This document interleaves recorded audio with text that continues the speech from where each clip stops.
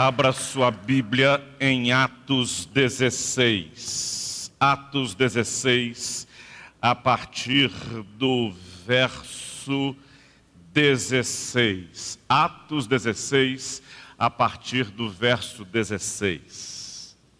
Indo nós ao local de oração, saiu-nos ao encontro uma jovem que tinha um espírito de adivinhação, a qual, adivinhando, dava grande lucro aos seus senhores, a qual, adivinhando, dava grande lucro aos seus senhores. Esta, seguindo a Paulo e a nós, clamava dizendo: estes homens que nós anunciamos o caminho da salvação, são servos do Deus Altíssimo. E isso fez ela por muitos dias. Mas Paulo, perturbado, voltou-se e disse ao Espírito: em nome de Jesus Cristo, ordeno-te que saias dela. E na mesma hora saiu. Na mesma hora a entidade se retirou. Diga aleluia, irmão, glória a Deus. Vendo os senhores da jovem que a esperança do seu lucro estava perdida, prenderam a Paulo e Silas. Vendo que a esperança do lucro estava perdida, fizeram em que prenderam a Paulo e Silas. E fizeram o que mais? Os levaram à praça, à presença dos magistrados. Fizeram o que mais? Apresentando-os aos magistrados, disseram: estes homens, sendo judeus, perturbaram a nossa cidade. E fizeram o que mais? E disseram e acusaram a Paulo e Silas, e pregam costumes que não nos é lícito receber nem praticar, visto que nós somos romanos. E o que mais aconteceu? E a multidão levantou-se unida contra eles, e os magistrados, rasgando-lhes as vestes, mandou açoitá-los com varas. O que mais aconteceu? O que mais fizeram com Paulo e Silas? Havendo-lhes dado muitos açoites, fizeram o que com Paulo e Silas, irmãos? Fizeram o que? Havendo-lhes dado muitos açoites, lançaram-nos na prisão, mandando ao carcereiro que os guardasse com segurança. Ele, tendo recebido tal ordem, lançou-os no cárcere interior. Preste bem atenção nisso. Lançou-os no cárcere interior e lhes segurou os pés no tronco. Perto da meia-noite, Paulo e Silas oravam e cantavam hinos a Deus. E os outros presos escutavam. E os outros presos escutavam Paulo e Silas cantar, Paulo e Silas orar. De repente sobreveio um terremoto tão grande que os alicerces do cárcere se moveram. Abriram-se todas as portas e foram soltos os grilhões de todos. Acordando o carcereiro, vendo abertas as portas da prisão, tirou a espada e quis matar-se, pensando que os presos tinham fugido. Mas Paulo bradou em alta voz: não te faças nenhum mal, que todos aqui estamos. Repete comigo isso, irmão. Todos aqui estamos. Todos aqui estamos. Continuando então. Acordado o carcereiro e vendo abertas as portas, repetindo o verso 27, tirou a espada e quis matar-se, pensando que os presos tinham fugido. Mas Paulo bradou em alta voz: não faças nenhum mal, porque todos aqui estamos. O carcereiro pediu luz, saltou dentro e, todo trêmulo, prostrou-se diante de Paulo e Silas. Então tirou-os para fora, dizendo: senhores, que é necessário que eu faça para me salvar? Responderam eles: crê no Senhor Jesus Cristo e serás salvo, tu e a tua casa. Então lhes pregaram a palavra do Senhor e a todos os que estavam na sua casa. Tomando-os o carcereiro consigo naquela mesma hora da noite, lavou-lhes os vergões, as feridas. Então logo foi batizado, ele e todos os seus.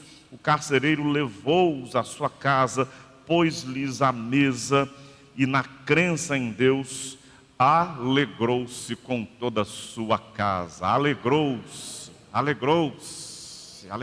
Fala comigo, irmão. Alegrou-se com toda a sua casa. Espírito Santo de Deus, Fala aos corações de todos nós nessa manhã.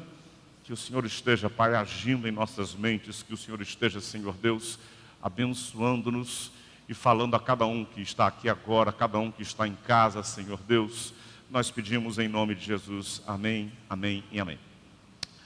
Queridos irmãos, eu posso lhes afirmar, e eu pensei bastante para dizer isso que eu vou dizer para vocês agora, fiz retrospectivas, voltei no tempo no meu ministério. A partir dessa retrospectiva, apesar desse retorno ao tempo no meu ministério, eu posso lhes, melhor dizendo, considerando essa retrospectiva, tendo feito, melhor dizendo, esse retorno nos vários momentos do meu ministério, eu posso lhes afirmar que esse é o texto bíblico que eu mais usei em todo o meu ministério para pregar. Esse é o texto bíblico que eu mais usei. Tenho absoluta certeza disso. Atos 16, a prisão de Paulo e Silas, no cárcere em Filipos, e tudo isso que nós acabamos de ler. Só que nós dizemos o seguinte, irmãos, e nós cremos nisso, a palavra de Deus ela é uma fonte inesgotável de vida.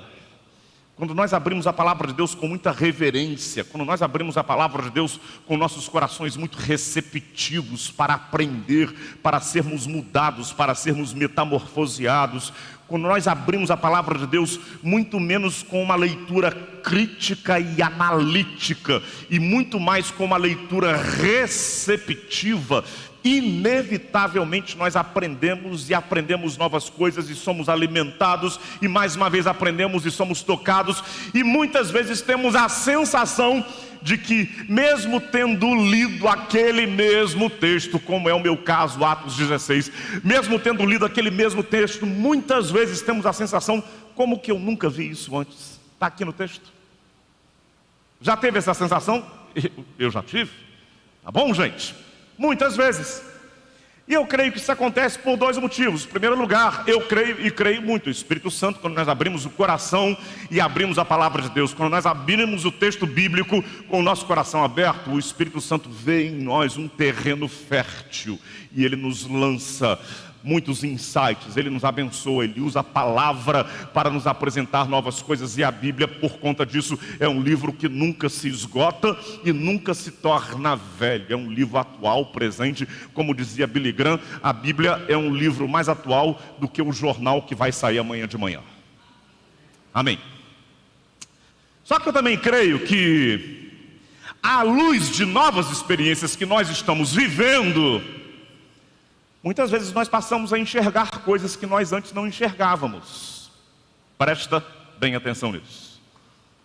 Muitas vezes, à luz de um novo momento, considerando um novo momento que nós estamos vivendo, nós passamos a ver coisas que antes nós não víamos.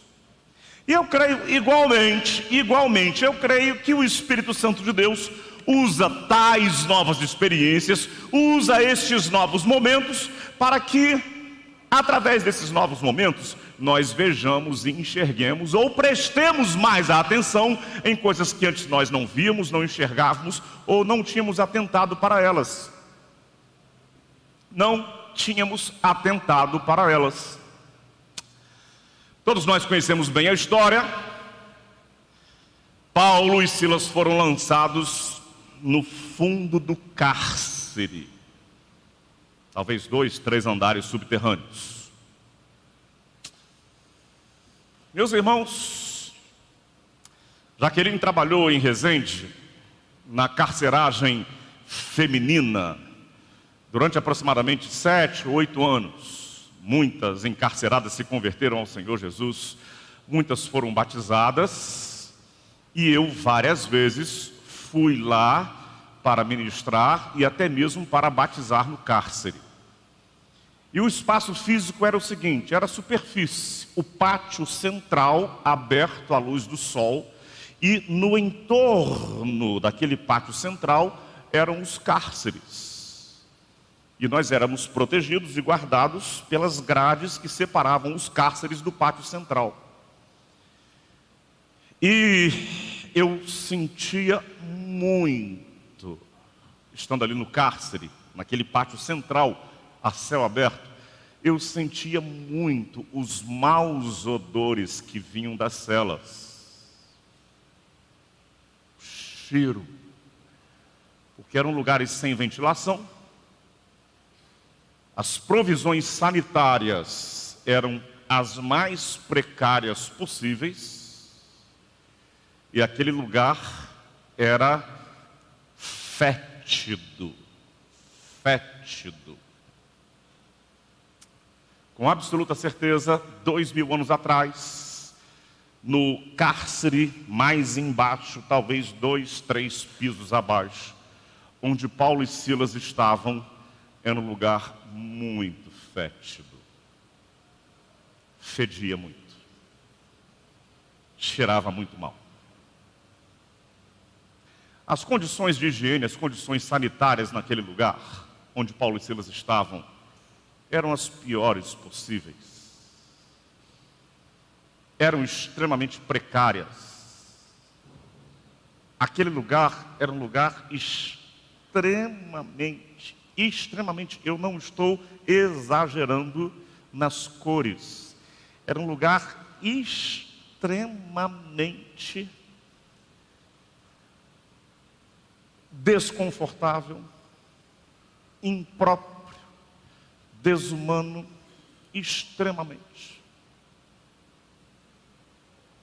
Eu nunca podia imaginar que eu leria e faria uma releitura desse texto, observando tanto isso, com este fato, chamando tanto a minha atenção. Um lugar imundo, um lugar fétido, um lugar completamente inapto, sem condições higiênicas, um lugar completamente impróprio, completamente impróprio. E aí eu fico pensando, Paulo e Silas, porque estavam pregando Jesus, mais especificamente Paulo e Silas, porque haviam posto em liberdade uma jovem possessa por uma entidade, um espírito maligno de adivinhação. Foi por conta disso, por estar colocando pessoas em liberdade, que eles foram parar neste lugar fétido, imundo, mal cheiroso. Foi por conta disso que Paulo e Silas estavam açoitados, foram açoitados com vergões, com feridas nas costas. Foi por conta disso que Paulo e Silas estavam com os pés, com os braços, com os pulsos, com os calcanhares agrilhoados. Foi por conta disso. E eu fico supondo, e eu entendo que essa minha suposição ela é muito razoável, ela é muito sensata. Ela é muito sensata. Porque o apóstolo Paulo, muitas vezes nos seus escritos, ele manifesta suas emoções, ele manifesta até mesmo algumas incompreensões. O mal que eu não quero fazer, eu acabo fazendo. O que eu quero fazer, eu não consigo fazer. Paulo revela ali aquele drama que ele vivia, ou seja, os seus sentimentos.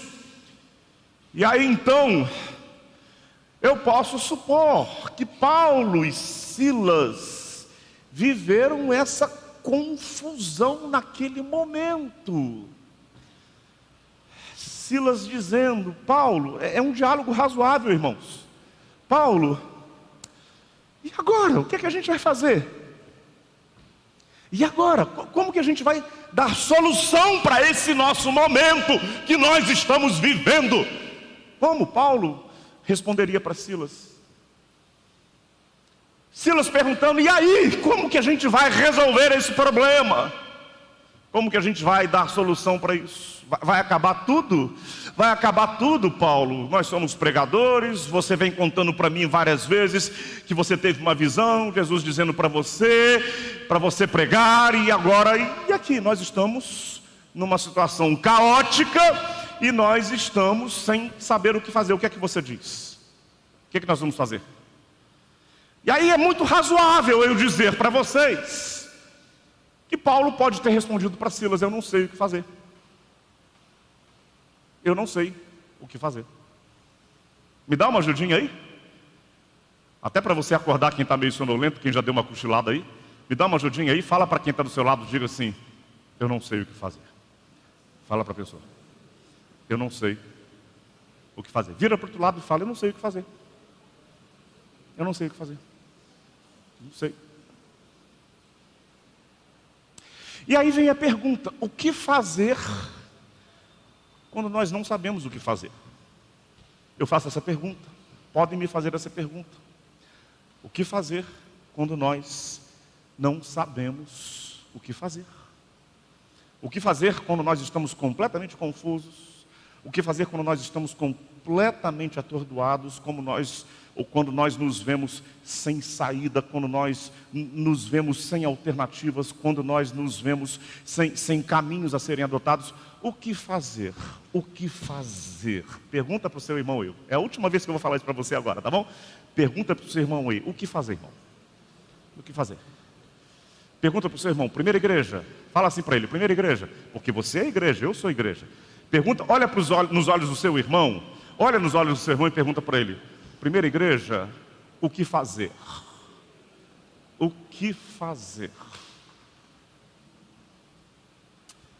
E aí deixa eu dizer para vocês, Paulo e Silas nos ensinam o que nós devemos fazer quando nós não sabemos o que fazer. O que nós devemos fazer quando nós não sabemos o que fazer. E eu vou pedir a você para que evite o máximo possível qualquer distração, qualquer movimentação, porque eu tenho algumas coisas que eu entendo que são palavras do Espírito Santo de Deus para nós nessa manhã. O que fazer quando nós não sabemos o que fazer? Quando Paulo e Silas não sabiam o que fazer, meus irmãos, sem saber o que fazer, Paulo e Silas oraram como nunca. Paulo e Silas adoraram como nunca. Paulo e Silas buscaram a presença de Deus como nunca. Paulo e Silas se aproximaram do Espírito Santo de Deus como nunca. Paulo e Silas se aproximaram do Altíssimo como nunca. Nós não sabemos o que fazer, vamos nos aproximar do Senhor. Nós não sabemos o que fazer, não vamos sair da presença do Senhor. Nós não sabemos o que fazer, nós não cessaremos a nossa adoração ao Senhor Jesus. Nós não sabemos o que fazer, nós vamos clamar. Nós não sabemos o que fazer, nós vamos orar. Nós não sabemos o que fazer, os que estão aprisionados ao nosso redor vão ouvir a nossa adoração. Não sabemos o que fazer, e quando não sabemos o que fazer, não nos afastemos da presença do Altíssimo. Não sabemos o que fazer, então nesta hora em que nós não sabemos o que fazer, estejamos mais do que nunca na presença daquele que é o Todo-Poderoso. E o que é que Paulo e Silas oravam? O que é que eles cantavam? Paulo era judeu, sua história toda, fariseu dos fariseus, ele conhecia bem o saltério. O saltério eram os salmos, o livro de salmos que eu tenho na sua Bíblia, você tem na sua Bíblia. O que era o saltério? Eram canções. Nós não temos as melodias, mas nós temos as letras. E eu posso supor para você, eu posso afirmar para você, Paulo e Silas cantavam os salmos. Paulo e Silas começaram a cantar: ainda que eu ande pelo vale da sombra da morte, não temerei mal algum, porque o Altíssimo está aqui, o Altíssimo está conosco. Ainda que estejamos no fosso desse lugar fétido, ainda que estejamos nesse lugar tão inapropriado, mas o Altíssimo está conosco nesse lugar sombrio. Podemos afirmar, Paulo e Silas cantaram: o lugar é sombrio, o lugar é obscuro, mas nos diz o Salmo 27, aquele que habita, melhor dizendo, o Salmo 91 nos diz: aquele que habita no esconderijo do Altíssimo, à sombra do Onipotente descansará. Repete comigo, igreja: aquele que habita no esconderijo do Altíssimo, à sombra do Onipotente descansará. Então Paulo e Silas começaram a declarar ali naquele lugar fétido: nós estamos nesse lugar aqui, mas nós estamos no abrigo do Altíssimo e nós podemos descansar na presença do Altíssimo. Agora sim, o Salmo 27: o Senhor é a minha luz e a minha salvação, a quem temerei? O Senhor é a força da minha vida, de quem me recearei? Então, Silas, vamos cantar. Abre a boca aí, Silas, abre a boca e canta, e começa a declarar: nós estamos num lugar escuro, mas a luz do Todo-Poderoso está aqui conosco. Canta isso, Silas, canta. Nós não sabemos o que fazer, mas nós vamos cantar. Vamos cantar. Quando você não sabe o que fazer, irmão, não se afaste da presença de Deus. Não cesse a sua adoração. Agora eu digo isso porque muitas vezes nós, quando em tempos adversos, tendemos a nos afastar de Deus. Quando o crente, ele se distancia de Deus, preste atenção nisso, quando o crente se distancia de Deus, não por causa da transgressão, ele é reto, está andando em caminhos santos, ele está andando com Deus, está vivendo uma vida santificada. Mas ainda assim, ele se distancia da presença de Deus. Quando isso acontece? E eu vou fazer uma confissão pastoral aqui, tá? Quando isso acontece? Já aconteceu comigo. Por você estar profundamente inconformado com coisas que acontecem na sua vida. Coisas que não fazem sentido. Coisas que te deixam muito entristecidos, inconformado, muito entristecido, inconformado. Você está andando em retidão, você está andando em aprovação, você está andando com o Senhor, e coisas que não fazem sentido, coisas que te contrariam, coisas que te machucam, coisas que te causam dor, coisas que abrem ferida na sua vida, coisas que trazem desconforto para você, acontecem. E aí, não dá aquela sensação: não quero falar com Deus. Já teve essa sensação? Olha, eu não tenho dificuldade de confessar para você isso. Eu sou pastor, não sou perfeito. Esse lugar aqui não é o lugar de pessoas mais qualificadas espiritualmente. Eu não estou aqui porque eu sou mais qualificado do que vocês. Estou aqui unicamente pela misericórdia de Deus. Várias vezes já experimentei essa sensação. Não quero falar com Deus. Não havia transgressão, não havia nenhum tipo de erro, não havia nenhum tipo de iniquidade, mas coisas estavam em andamento que me deixaram profundamente desconfortável, chateado, entristecido, zangado. Meu irmão, olha bem para cá. Olha bem para cá. Mesmo nestas horas, quando você se sente profundamente contrariado, quando você se sente profundamente entristecido, mesmo nestas horas, quando você se sente profundamente descontente, não se afaste da presença de Deus. Não se afaste da presença do Espírito Santo de Deus. Não se afaste da presença do Altíssimo. Cultive a sua comunhão com o Altíssimo, custe o que custar. Eu já tive episódios severos de depressão e eu posso lhes dizer isso. Eu aprendi o quanto é necessário você contrariar o seu querer espontâneo. Você tem que fazer coisas que você espontaneamente não quer fazer. Você tem que tomar iniciativas e fazer coisas que você naturalmente não quer fazê-las.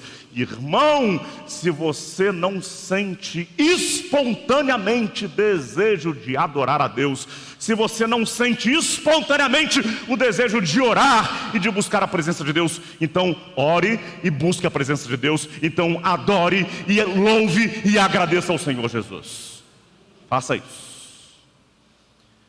Então a primeira coisa que eu quero dizer, quando nós não sabemos o que fazer, o que faremos? Nos aproximaremos mais da presença do Senhor. Não saiamos da presença do Senhor. Não saiamos da presença do Senhor. E aí eu fico lendo as cartas de Paulo, e aí eu vejo o porquê, o que orientava, para cá ou para lá. Vamos tentar localizar aqui a câmera. Me ajude, câmera, me acompanhe, porque hoje eu vou movimentar bastante aqui. Vamos lá, gente. Me acompanhe aqui, por favor. Vamos lá. O que é que orientava a vida do apóstolo Paulo? Qual era a filosofia de vida? Qual era a proposta que dava direção à vida dele? Está lá em Romanos 12:12. Esse é o supra-sumo da proposta de vida do apóstolo Paulo. Paulo diz: alegrem-se na esperança, sejam pacientes na tribulação e perseverem em oração. Você pode falar isso comigo? Alegrem-se na esperança, sejam pacientes na tribulação e perseverem em oração. Primeira Batista de São Paulo, escute isso: alegre-se na esperança, o Senhor fará coisas maravilhosas. Alegre-se na esperança, em nome de Jesus, na esperança de que o Senhor fará coisas maravilhosas acontecerem. Alegre-se, igreja. Era isso que orientava Paulo. É isso que orientava Paulo, é isso que orientava a vida dele. Agora vamos lá, gente. Me acompanhe aqui. Eu também posso lhes afirmar, a partir desse texto. O que veio logo depois, irmãos? O que veio logo depois? O chão tremeu. O chão tremeu. O chão tremeu, sacudiu, o chão tremeu. Todas as portas do cárcere começaram a balançar e sacudir. E de repente tudo abre, de repente grilhões se espatifam, de repente coisas sobrenaturais, de repente coisas que só o poder do Altíssimo poderia fazer, começaram a acontecer. Deixa eu lhes dizer uma coisa. Historicamente, meus irmãos, toda grande manifestação do poder de Deus é precedida de grandes manifestações das trevas. Você está entendendo o que eu quero dizer para você? Toda grande manifestação do poder de Deus, todo grande avivamento, a história da igreja de Jesus diz isso. Todo grande avivamento, todas as manifestações exuberantes do poder de Deus sempre foram e são precedidas de grandes manifestações das trevas. Pessoas que experimentaram coisas maravilhosas de Deus antes, elas ficaram atônitas. Meu Deus, o que é isso? O que é isso, Senhor? O que passou pela cabeça de João em Patmos? Senhor, exilado neste lugar, no momento em que eu sou muito carente de amigos, de pessoas, estou idoso, nesse lugar sozinho. O que é isso, Senhor? O que é isso, Senhor? E aí então, de repente, os céus começam a se abrir sobre aquele homem. Ele começa a ter as visões do Apocalipse. Ele vê a glória de Deus, ele vê os anjos do Senhor falando, ele vê o grande coro dos remidos, clamando e adorando ao Senhor Jesus. O coro no qual eu estarei, no qual você estará, o coro no qual a Primeira Batista de São Paulo estará. E ele tem visões maravilhosas. Mas antes ele ficou atônito. E agora, Senhor? E agora, o que aconteceu com Isaías, meus irmãos? O profeta Isaías, o livro de Isaías é considerado o evangelho no Velho Testamento, o livro com maior densidade acerca de profecias sobre Cristo, sobre o Messias. O que aconteceu com Isaías? Ele profetizou em tempos de exílio, em tempos de grande adversidade, em tempos de grande sofrimento. E foi ali que o Senhor mostrou para ele: olha, eu estou mandando o Messias, eu estou mandando o Redentor, aquele que vai purificar, aquele que vai salvar, aquele que vai libertar. E Isaías teve visões sobre Cristo como ninguém antes havia tido, e foi em tempos adversos. Aleluia, aleluia, aleluia. O que aconteceu com Daniel? O que aconteceu com Daniel em Babilônia, terra pagã, terra promíscua? O que aconteceu com Daniel em terra promíscua? Daniel teve visões do Senhor, foi visitado pelo anjo do Senhor. Daniel viu coisas de Deus. Daniel viu que o Senhor é o Senhor da história. Aleluia. Passarão séculos, passarão milênios, mas a história tem um Senhor, aquele que se chama Jesus de Nazaré, e Ele está no controle. Ele está no controle. O Senhor Jesus está no controle. Igreja Primeira Batista de São Paulo, diga isso comigo: o Senhor Jesus está no controle. Aleluia, aleluia. Mas foi em situações extremamente adversas que Daniel teve essas visões. É assim na história. Os maiores avivamentos, as maiores manifestações do poder de Deus aconteceram em tempos de grande adversidade, em que manifestações tenebrosas, assustadoras aconteceram. É assim, irmão. É assim. Se você passa por suas tribulações, se você passa pelas suas insatisfações, se você passa pelos seus momentos de grande adversidade, nos quais você não gostaria de adorar ao Senhor, nos quais você não gostaria de orar, você tem vontade de dizer: eu quero ficar em silêncio, não quero falar, não quero cantar. E se você insiste em cantar, se você insiste em manter a sua comunhão com Deus, deixa eu dizer para você, meu querido irmão, num momento ou outro o chão vai tremer na sua vida. Num momento ou outro os céus vão se abrir sobre a sua vida. Num momento ou outro você vai testemunhar manifestações da glória de Deus. Amém. Amém.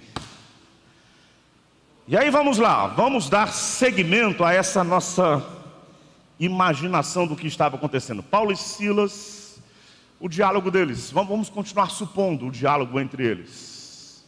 Vamos Silas, cante. Vamos, tá bom Paulo, vamos cantar. E aí talvez até o apóstolo Paulo, ficando um pouco cansado, sonolento: Paulo, acorda, vamos continuar orando. Paulo, acorda, vamos continuar orando. Quando você não sabe o que fazer quando você não sabe o que fazer? Quando você não sabe o que fazer, abençoa alguém. Abençoa alguém. Não sei o que fazer, estou transtornado, o lugar é fétido, o lugar é imundo, o lugar é terrível, a situação que estou vivendo, não sei a solução, estou transtornado. Neste momento eu vou abençoar alguém. Neste momento eu vou dizer para alguém: irmão, fica firme. Neste momento eu vou dizer para alguém: irmão, coragem. Neste momento eu vou dizer: eu vou te acompanhar, eu vou te abençoar. Neste momento diga para si mesmo: eu serei usado por Deus para abençoar alguém, para ministrar sobre a vida de alguém. Eu serei usado por Deus para que a glória de Deus, para que o poder do Espírito Santo de Deus, para que a presença de Jesus se manifestem na vida de alguém. Eu estou transtornado, então nesta hora eu vou abençoar alguém. E deixa eu dizer para você, preste atenção: se você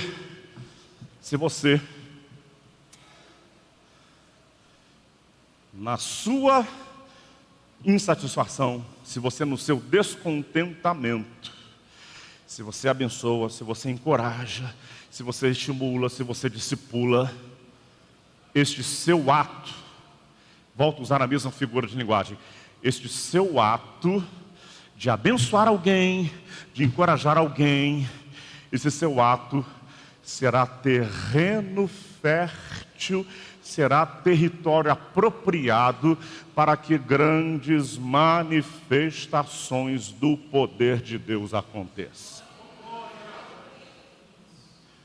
Eu sei que a gente não deve lidar com a fé, com o evangelho, buscando sobretudo, eu quero a minha bênção, não. Mas funciona. Funciona, irmão. Eu estou te afirmando, funciona.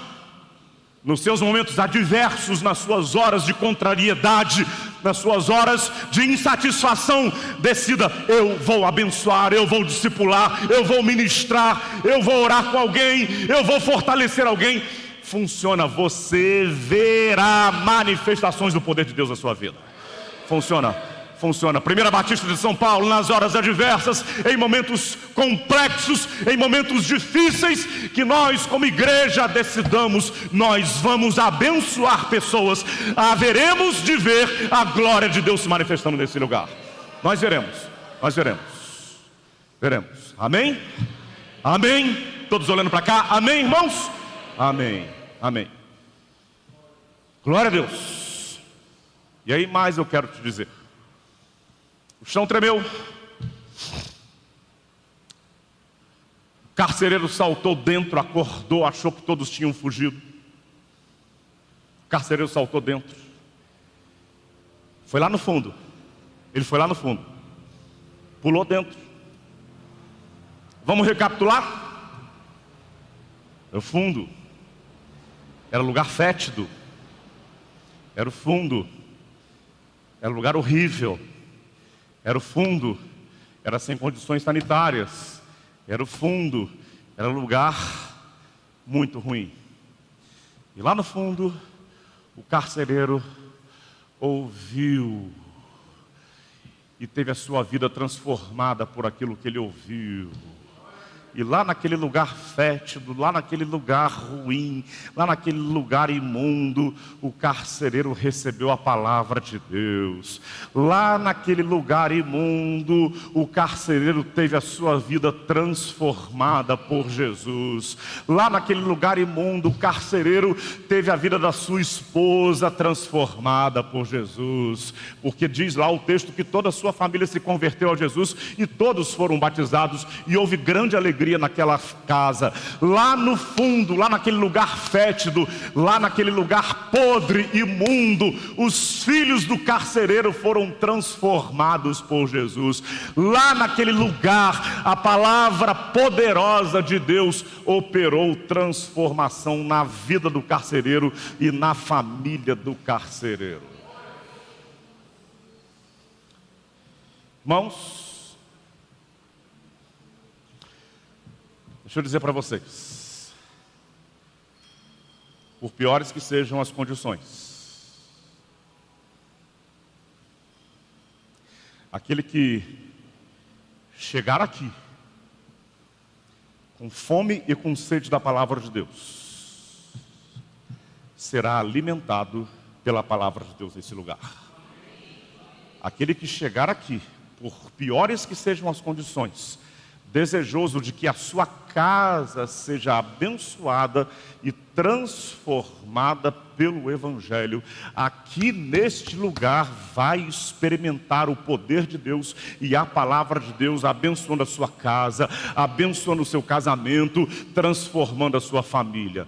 Por piores que sejam as condições, aquele que chegar aqui trazendo seus filhos, eu quero que os meus filhos cresçam na graça de Jesus, eu quero que os meus filhos sejam alimentados pela presença de Jesus, eu quero que os meus filhos aprendam a palavra de Deus. Aquele que chegar aqui vai verá os seus filhos sendo abençoados pela palavra de Deus.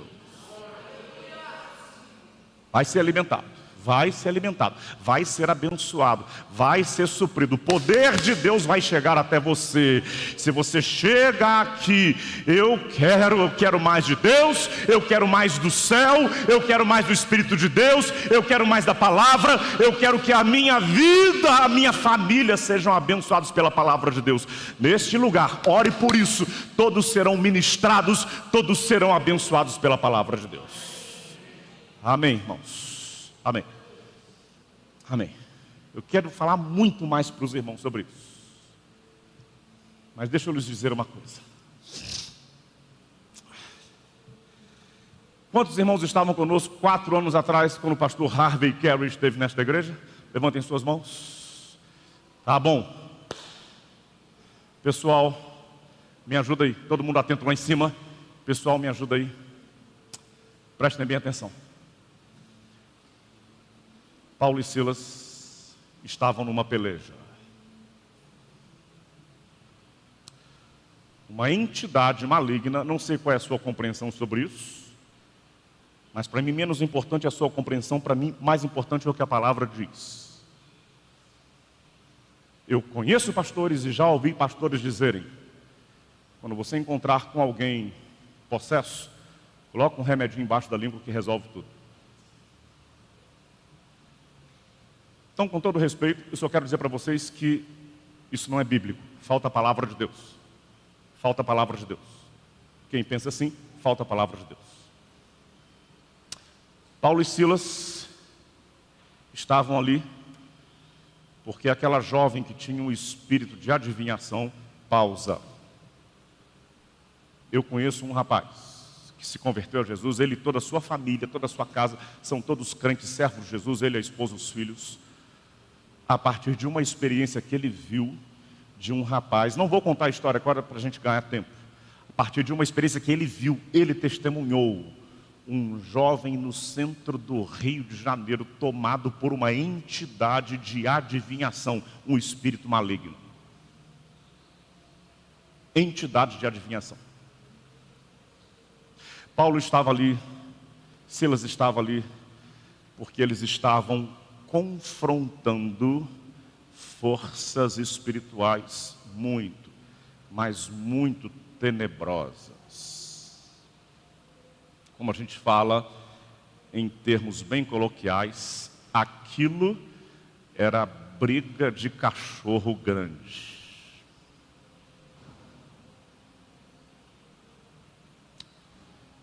Meus irmãos, eu quero lhes dizer que existem, em frente a este templo desta igreja,